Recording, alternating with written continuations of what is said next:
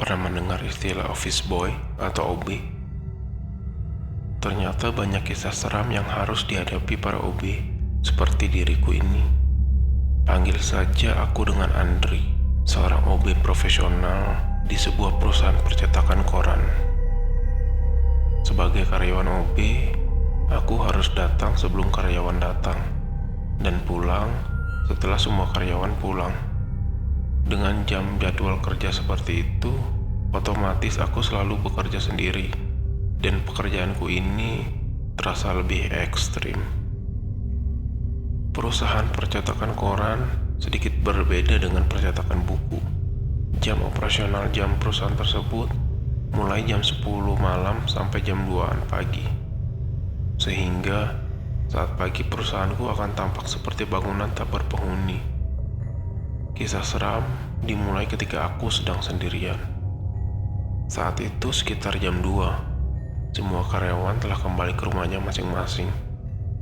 Sebagai seorang OB, di saat itulah aku baru akan memulai pekerjaanku untuk membersihkan kantor tersebut. Ketika aku sedang menyapu lantai untuk membersihkan sisa-sisa kertas dan kotoran lainnya, pandanganku tentunya akan terfokus pada lantai. Ketika sedang menyapu lantai, tiba-tiba tepat di depanku ada sekitar 5 pocong sedang berbaring di lantai. Jika saat itu Anda berada di lokasi, apa yang akan Anda lakukan? Aku sangat ketakutan dan kakiku gemeteran. Aku sulit menggerakkan kakiku karena terasa kaku. Mau berteriak tapi mulutku terasa seperti dilem. Aku memaksakan untuk berlari, tapi tidak bisa dan aku terjatuh ke lantai. Aku hanya bisa melangkah keluar tempat percetakan itu dengan penuh ketakutan. Hari itu aku segera pulang tanpa melanjutkan pekerjaanku. Aku akan melanjutkan pekerjaanku esok hari sebelum semua karyawan datang. Keesokan harinya, aku melanjutkan pekerjaanku yang tertunda.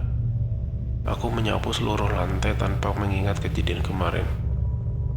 Sambil menyapu, aku mendengarkan musik menggunakan headset.